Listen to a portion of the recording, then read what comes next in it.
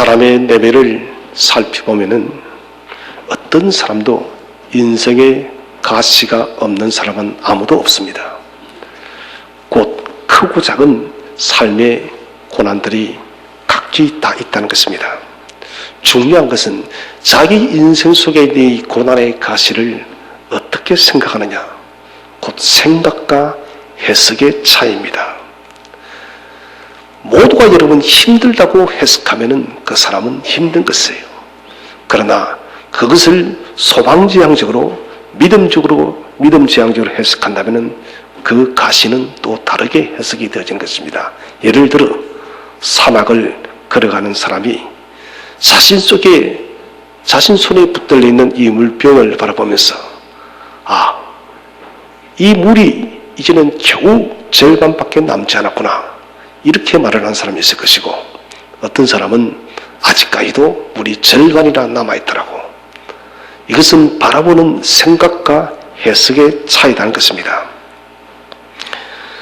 곧 우리의 삶 속에 자신의 그 가시를 바라보면서 왜 하필 내게 이 가시가 있느냐고 이렇게 말을 하는 사람이 있고, 이 가시를 통해서 하나님은 내게 무엇을 요구하며 이 가시를 통해서 나는 하나님과 더 어떻게 깊은 영적 교제를 나눌 수 있을까, 이렇게 여러분 우리가 생각과 해석의 차이는 완전히 다른 인생의 방향을 설정하는 것입니다. 바울은 우리가 알다시피 육체의 가시 때문에 평생을 고통 속에서 지냈습니다. 이 가시가 정확하게 무엇인지는 우리도 잘 모릅니다. 추측하기는 바울이 회심하게 됐을 때 눈에 비늘 같은 것이 덮어 쓰여지게 되었습니다. 이 비늘이, 눈에 비늘이 벗겨지고 난 뒤에 찾아온 눈의 안질, 이것은 단순한 안질이 아니라 견딜 수 없을 정도로 고통스러웠다는 것입니다. 또 어떤 신학자들은 간질이다, 간질 때문에 사도 바울이 성교 사역을 하다가 수없이 많이 넘어졌다, 쓰러졌다. 자, 간질이든 안질이든 간에 이 축적되어지는 질병으로 인해서 가시 때문에 바울은 굉장히 힘든 인생의 길을 보냈다는 것입니다. 우리는 여기서 질문해 볼 수 있습니다. 하나님께서 사도 바울이 자기 인생을 다 내려놓고 복음을 위해서 그렇게 열정적으로 살아가는데 왜 가시를 주었냐고. 복음을 위해서 살지 않는 사람이 천지에 널렸는데 그 사람들에게 줄 것이지 왜 이렇게 복음의 열정적인 헌신자에게 가시를 주었냐고. 좀 사실 우리가 이해되지 않는 문제입니다. 그러나 하나님은 우리의 생각과 우리의 상상과 우리의 머리를 뛰어넘으시는 가장 지혜로우신 분이세요. 저와 여러분에게도 삶의 가시가 있습니다. 저에게도 있고 여러분에게도 있습니다. 저도 삶의 가시 때문에 하나님은 왜 내게 이런 가시를 두게 주시냐고 수없이 질문할 때가 많았습니다. 그런데 하나님은 뜻이 있는 것이에요. 이것은 저와 여러분 모두에게 뜻이 있는 것입니다. 오늘 우리는 본문을 통해서 왜 하나님 우리에게 인생의 가시를 주었는지 그 이유를 함께 살펴보기를 원합니다. 첫 번째는 하나님께서 우리에게 가시를 준 것은 겸손히 하나님을 신뢰하며 살아가게 하기 위한 것입니다.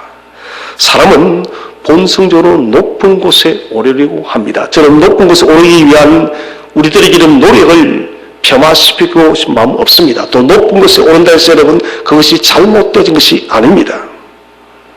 중요한 것은 자신이 목적하는 그 자리에 올라섰을 때에 어떤 마음으로 살아가느냐, 이것이 여러분 중요하다는 것입니다. 사실 사람이 확률적으로 높은 자리에 또 많은 명예를 가질수록 사람은 교만해지기 쉽습니다. 낮은 사람이 여러분 교만할 것이 사실 없습니다. 무슨 내세울 게 있어서 교만하시죠. 교만이라는 것은 본시 높은 사람이 가지는 마음입니다. 무엇을 많이 가졌거나 아주 세상 사람들이 부러워하는 명예를 가졌거나 사회적으로 인정받는 어떤 탁월한 자리에 있거나 높다는 것은 겸손의 길보다 교만의 길로 가기가 훨씬 더 쉽습니다. 바로 사도 바울이 그랬습니다. 바울은 우리가 알다시피 가지지 못한 것이 없었습니다. 학식, 요즘 같으면 가장 좋은 대학, 명문의 집안입니다. 그는 또한 사회적인 공예에서도 중요한 역할을 했던 사람입니다. 정치, 종교, 모든 영역에 있어서 사도 바울은 인정받는 사람이었습니다. 저희들이 사도 바울을 직접 보지는 않았지만은 많은 성경신학자들이 사도 바울이 단 하나 약점에 대한 인물이답니다. 키가 작았고 또 머리도 숱이 거의 없었답니다. 키도 작고 인물이 없었다. 이것 빼고는 사도 바울은 사실은 약점이 없는 사람이에요. 모든 것을 가진 사람이에요. 특별히 사도 바울이 다메섹에서 회심하고 난 뒤에는 하나님은 그에게 이런 너무나도 놀라운 일들을 많이 보여주었습니다. 오늘 12장 상반절에서 사도 바울은 3층 하늘을 받았습니다. 히브리인들은 하늘은 3층 하늘이 있답니다. 첫 번째 하늘 바로 우리가 보는 대기권 하늘입니다. 2층 하늘은 3층과 2층의 사이에 존재하는 하늘인데 이곳에 사탄이 살고 있다고 히브리인들은 해석을 하고 있습니다. 정확한 우리가 신학적인 근거는 없습니다. 그 다음에 이 2층 하늘을 넘어선 하늘이 3층 하늘, 곧 사도 요한이 밤모습에서 보았던 하나님 나라예요. 여러분, 우리가 하나님 나라를 꿈속이 아니라 이런 환상이라는 것은 여러분 우리 이성이 정확하게 깨어있는 그런 상태가 이런 환상이랍니다. 꿈이 아니에요. 환상 중에 사도 바울이 이성과 생각이 완전히 깨어있는 그 상황 속에 하나님 나라를 하나님 나라를 본 것이에요. 여러분, 이것은 여러분 많은 사람들이 간증하고 있는 이상한 그런 몽상 중에 본 나라가 아니라 지극히 여러분 분명한 계시 속에서 하나님의 빛 속에서 하나님 나라를 본 것이에요. 얼마나 여러분 영광스럽습니까? 어디 그뿐입니까? 사도 바울이 여러분 성경하는 곳곳마다 많은 이적들이 일어났습니다. 유두라는 사람 여러분 2층 차원에서 졸다가 떨어져 죽었는데 여러분 사도 바울이 기도하는 여러분 그 사람이 살아납니다. 로마로 향하는 길에서는 사도 바울이 여러분 독사에 여러분 그 뱀에 물렸지만은 바울이 손으로 터니 여러분 그 뱀이 떨어져 죽습니다. 정말 기적의 사람입니다. 하나님께서 여러분 바울에게 주지 않는 것이 없는 것 같습니다. 이런 바울에게 치명적인 정도로 고통스러운 것이 하나 있습니다. 그것이 바로 오늘 육체의 가시입니다. 우리 7절 말씀을 다 함께 합독하도록 하겠습니다. 7절 시작. 여러 계시를 받은 것이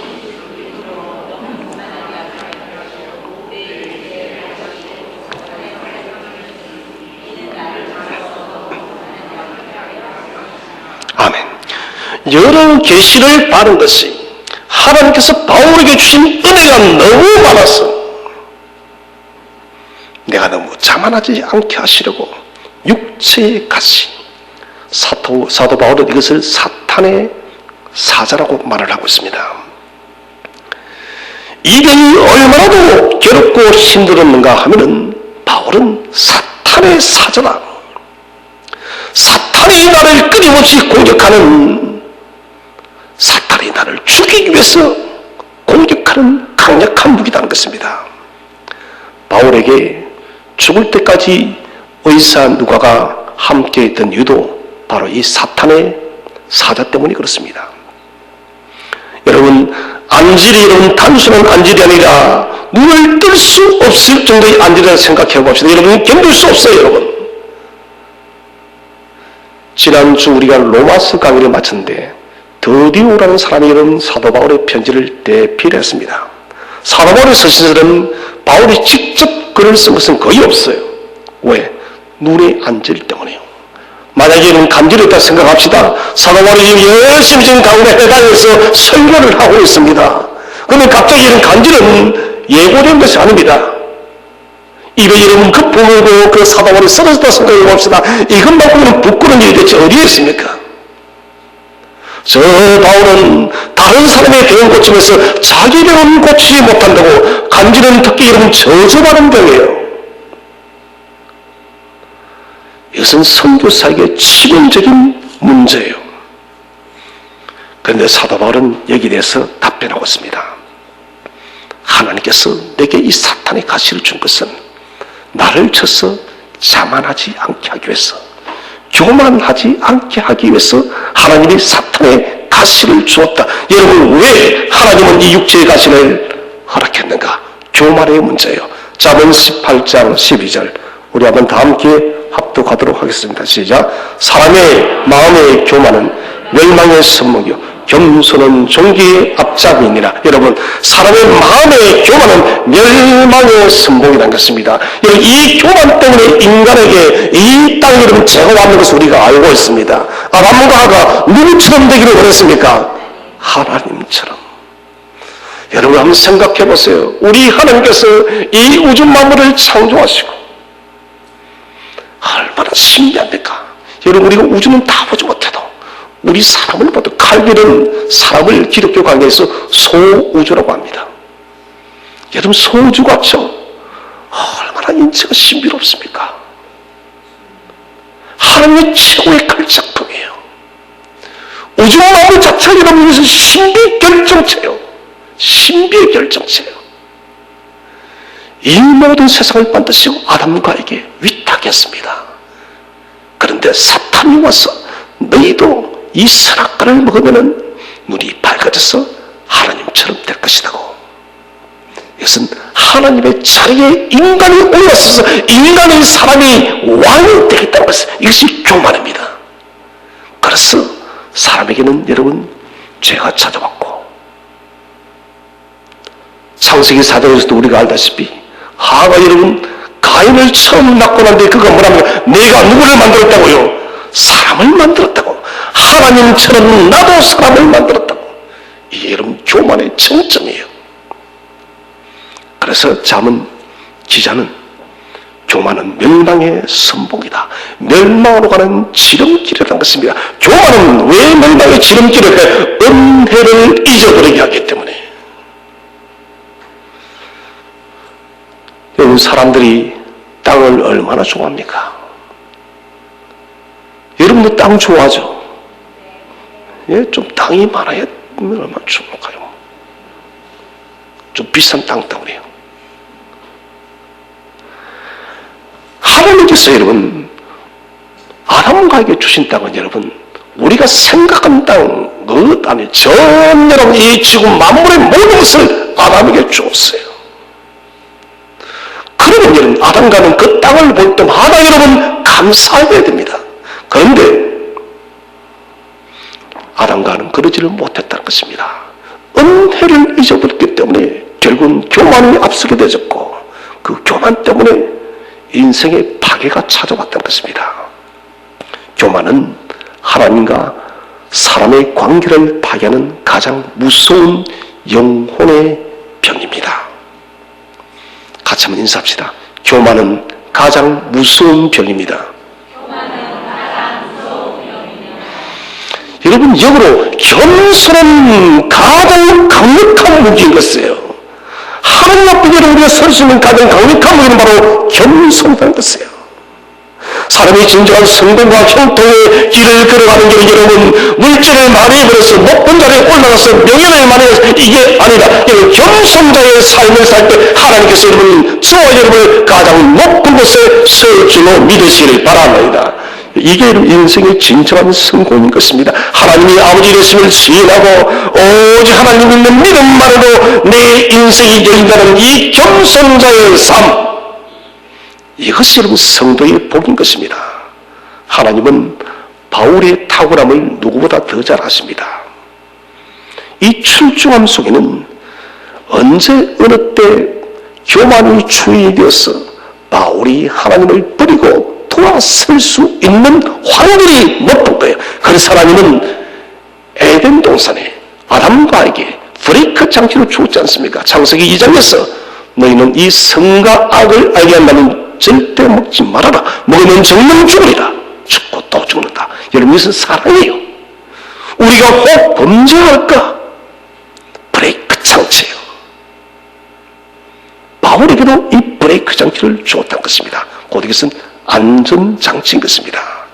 교만의 길에 있어서 하나님으로부터 멀어지는 치명적인 문제를 일으키지 못하도록 바울에게 육체의 가시를 주어서 안전장치를 두었다는 것입니다. 여러분, 아무리 위대한 일을 했다 할지라도 하나님과의 관계가 끊어졌다면 그것은 실패한 것이에요. 아무리 이런 인생을 잘 달려갔다 할지라도 하나님과 관계 없다면 그것은 무너진 인생이라는 것이에요. 여러분, 인생을 잘 마치는 것이 중요합니다. 저는 누차 말씀드립니다.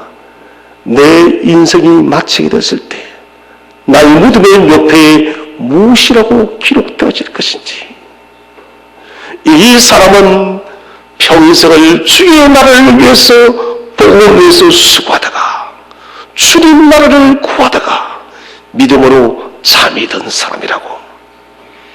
여러분, 이것만큼 영광스러운 것 없습니다. 여러분, 역으로 믿음으로 살아오다가 이 사람은 주님을 버렸노라도, 디모데후서에 나오는 데마와 같은 사람, 데마는 세상을 살아가며 세상으로 갔느라고. 여러분, 이것은 억울합니다. 불신자보다 억울한 차라리 애초부터 하나님과 관계없이 살든지요, 죄를 많이 먹고 마음껏 정욕적으로 살다가든지 억울하지 않지. 여러분, 틀렸어요. 신앙생활 잘하다가 여러분 인생의 중반 마지막에 하나님을 떠나버린다면 이것만큼 억울한 게 어디 있습니까? 사랑하는 성도 여러분, 끝까지 믿음을 지키시기를 바랍니다. 전국적인 성의를 우리는 반드시 해야 된다는 것입니다.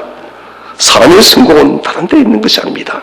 하나님과의 그 관계끈이 지속적으로 이어지는 것입니다. 이 끈을 더욱더 견고케 하는 것이 뭐냐? 바로 말씀이에요. 하나님의 말씀은 뭐냐? 우리의 믿음을 더욱더 견고케 하여서 그 믿음을 통해서 하나님을 발견하는 거예요. 발견되어진 하나님을 모시고 다시 여러분 우리가 말씀을 조명할 때 우리는 그 속에서 믿음의 성장이 있는 것이에요.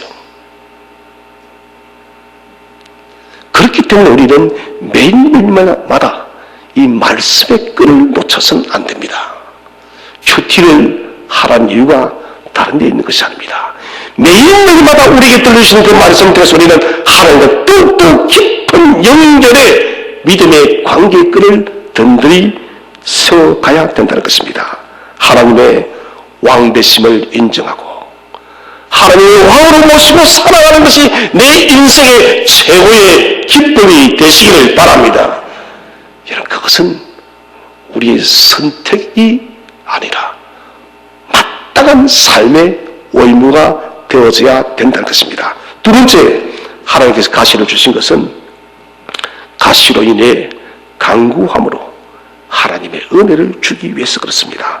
오늘 바울이 세 번 죽게 강구했다 했습니다. 우리 한번 다 함께 8절 말씀을 읽어보도록 하겠습니다. 시작.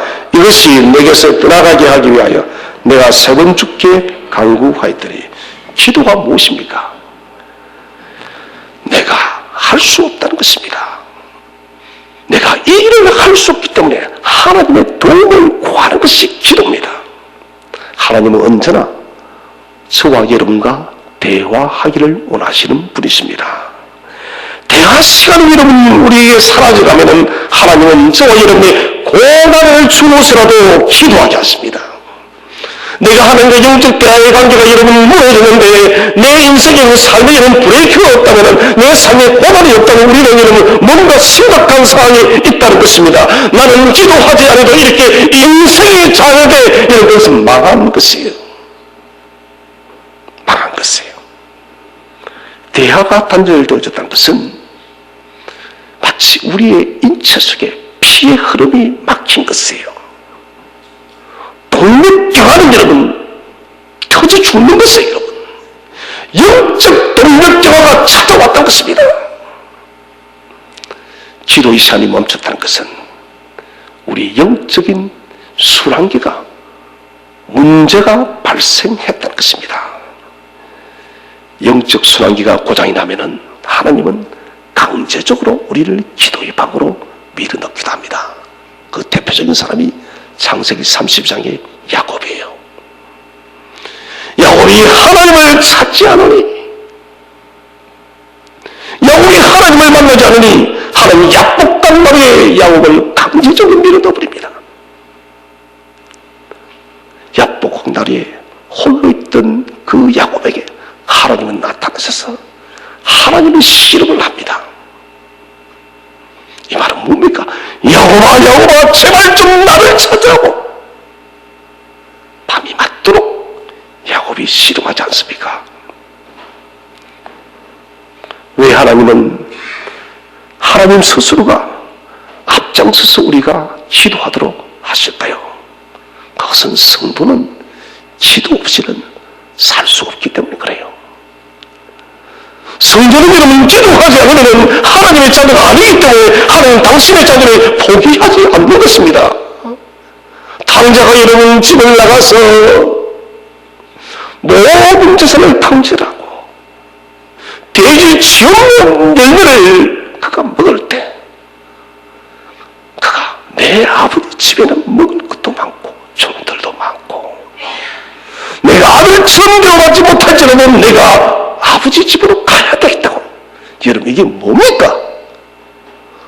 고난 속에서 고난의 기쁨을 찾아오면 육체의 가시 이런 기뻐지면 기뻐져서 우리가 할 것은 아버지를 생각하는 거예요. 여러분 우리가 아버지를 생각할 때 생각하는 여러분 그 순간 이미 하나님은 저와 여러분을 먼저 기다리고 있음을 믿으시길 바랍니다. 하나님은 우리를 먼저 기다리고 있는 것입니다.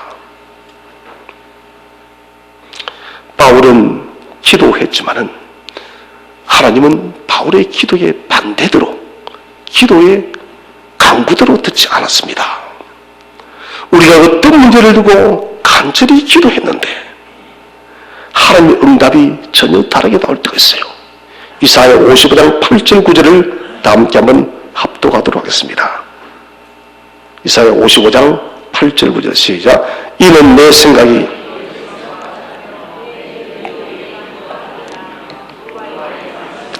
이는 하늘이 땅보다 높음 같이 내 길은 너희의 길보다 높으며 내 생각은 너희의 생각보다 높음이니.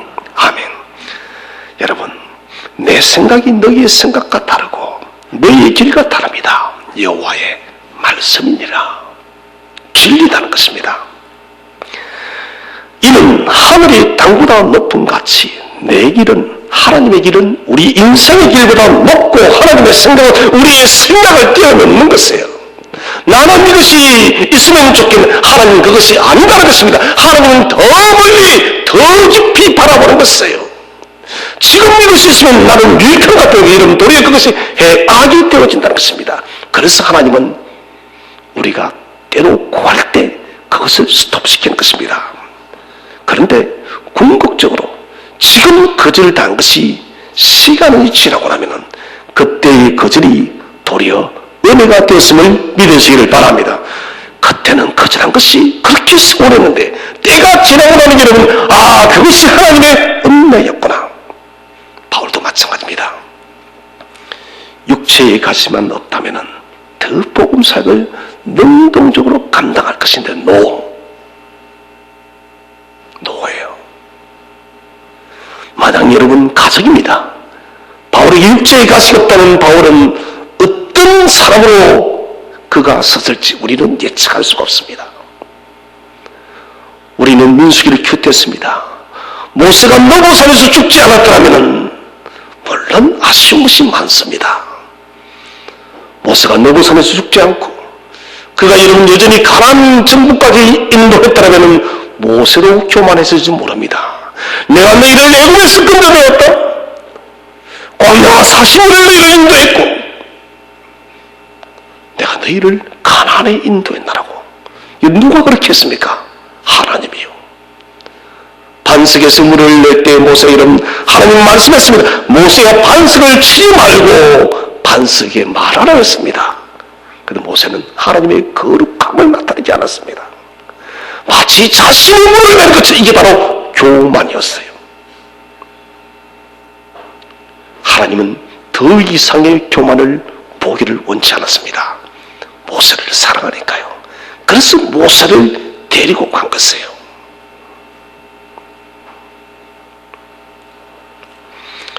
하나님의 생각은 달랐습니다.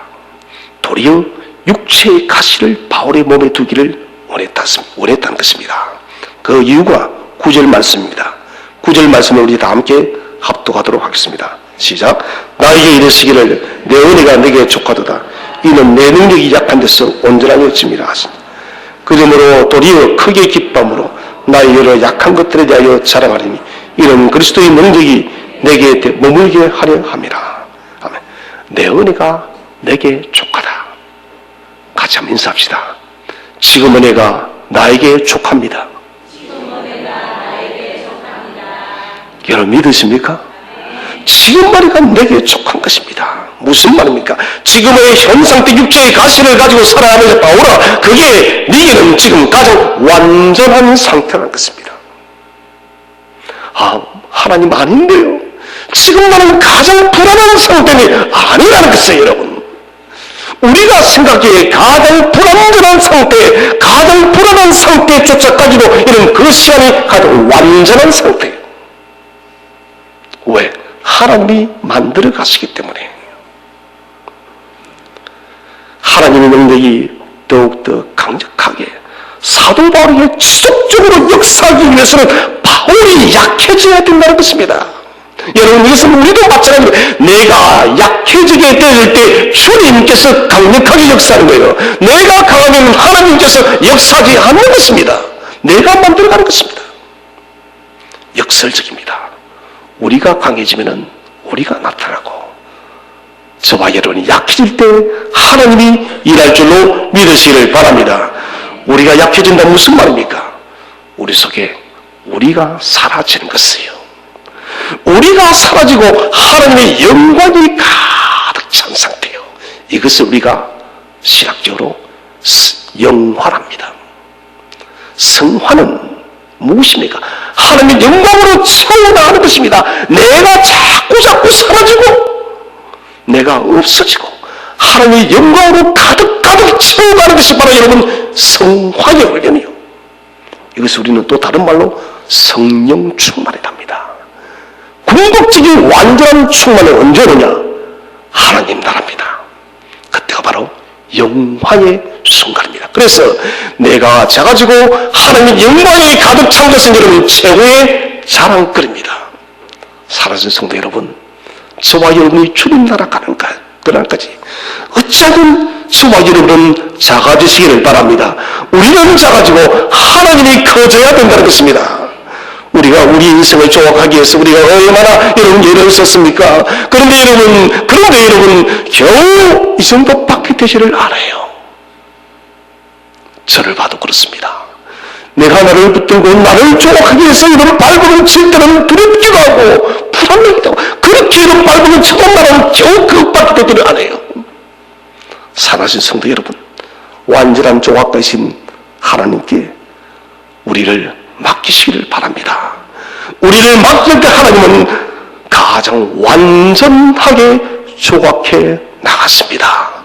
가장 흡중하게 만들어가는 것입니다. 곧 인생의 길을 열어간다는 것은 우리의 힘으로 열어가는 것이 아닙니다. 하나님이 열고 닫으심을 믿으시기를 바랍니다. 하나님이 열고 닫는 것이에요. 하나님은 우리가 하나님의 은혜 속에서 풍성한 삶을 살아가기를 원합니다. 칼빈은 기독교 강의에서 그렇게 말합니다. 모든 사람들은 하나님의 은혜의 복을 받고 살아가도록 지어졌다고. 그런데 교만한 우리가, 으스은 우리가 하나님의 그 은혜의 복을 차버린다고. 눈이 아둔해졌기 때문에, 죄로 인해서 우리 영적인 안목들이 흐려졌기 때문에 은혜의 복을 차버린다는 거예요. 여러분, 성도가 은혜가 가득한다는 것은 눈이 밝아지는 것이에요. 어디에? 하나님께 눈이 밝아지는 것입니다. 하나님께 눈이 밝아지는 우리가 하나님께서 베푸신 은혜의 복을 받아가지고 사는 것입니다. 바울이 자기 생명 다하는 그날까지 하나님의 은혜의 풍성함 속에 사는 길은 역설적이지만 육체의 가시를 가지고 사는 것이에요. 사랑하는 성도 여러분, 지금 저와 여러분에게도 풀리지 않는 가시가 있습니다. 여러분, 이 가시를 원망하지 마세요. 주님께서는 고치지 않으면 감사하세요. 이것은 내게 있어야 될 것이기 때문에 하나님이 그대로 둔다는 것입니다. 이 가시 때문에 바울은 평생을 기도하고 평생을 하나님께 매달린 것입니다. 우리에게 어떤 삶의 가시가 우리를 고통스럽게 합니까?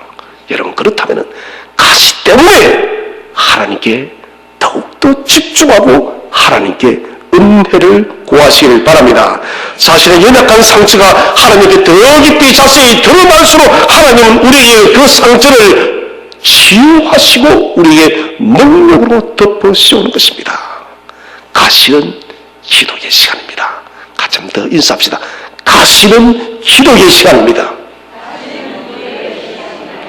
가시는 기도의 시간이에요.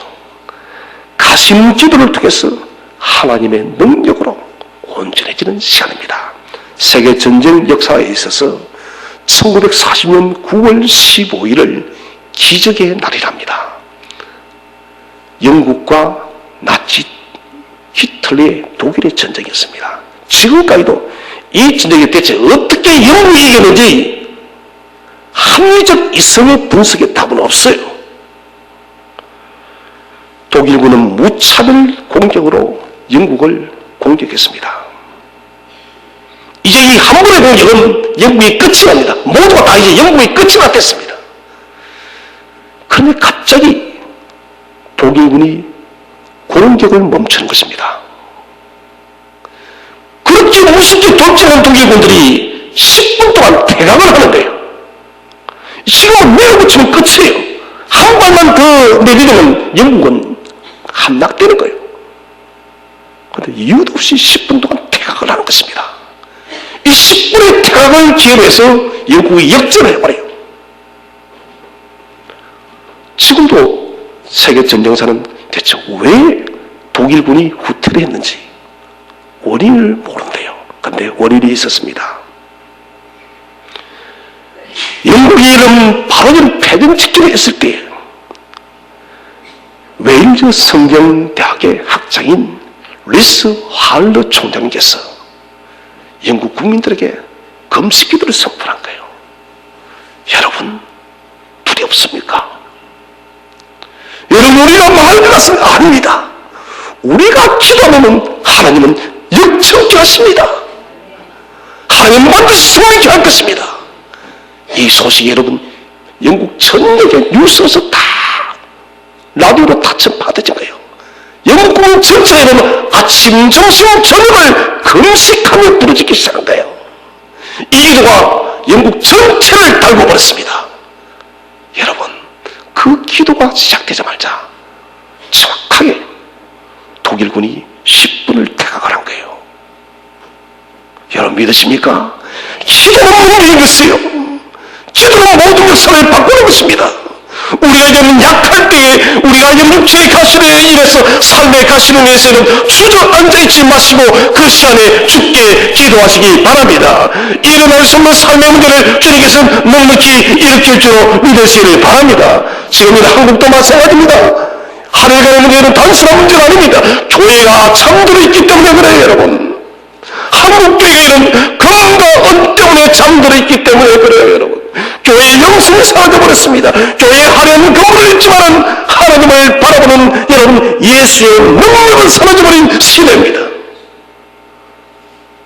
기도하라는 것입니다.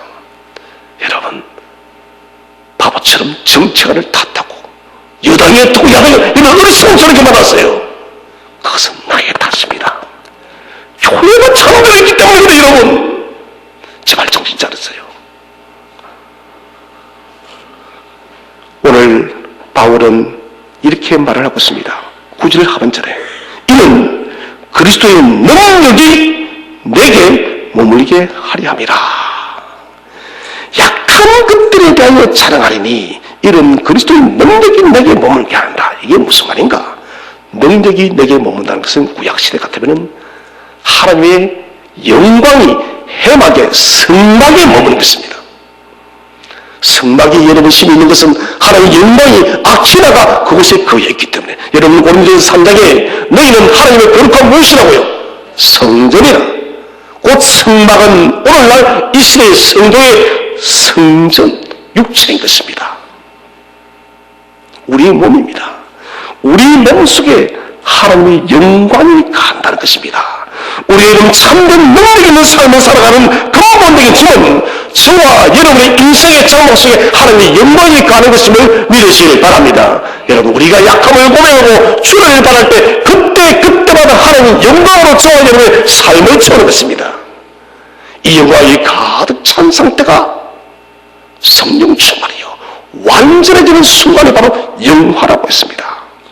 바울은 자신의 연약함을 인정하고 전적으로 하나님의 도움을 바라면 바랄수록 하나님은 저와 여러분 속에 영광으로 충만하다는 것입니다. 그래서 여러분, 우리의 강함을 자랑하지 마시고 약함을 드러내서 하나님의 영광으로 가득 채우시기를 바랍니다. 세 번째는 우리의 삶이 그리스도를 통해 더 강력한 인생을 살아가기 위해서 가시를 주었습니다.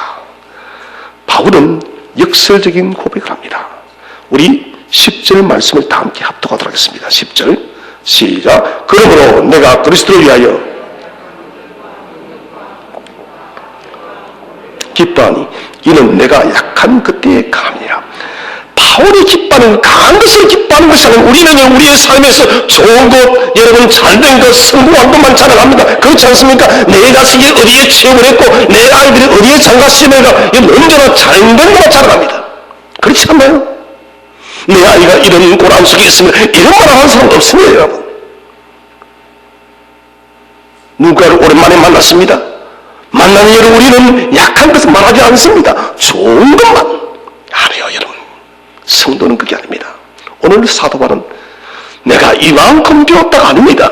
내가 이런 능력을 가졌어, 내가 복음을 전할 때 이렇게 에베소가 바뀌었어, 이게 아니라는 것입니다.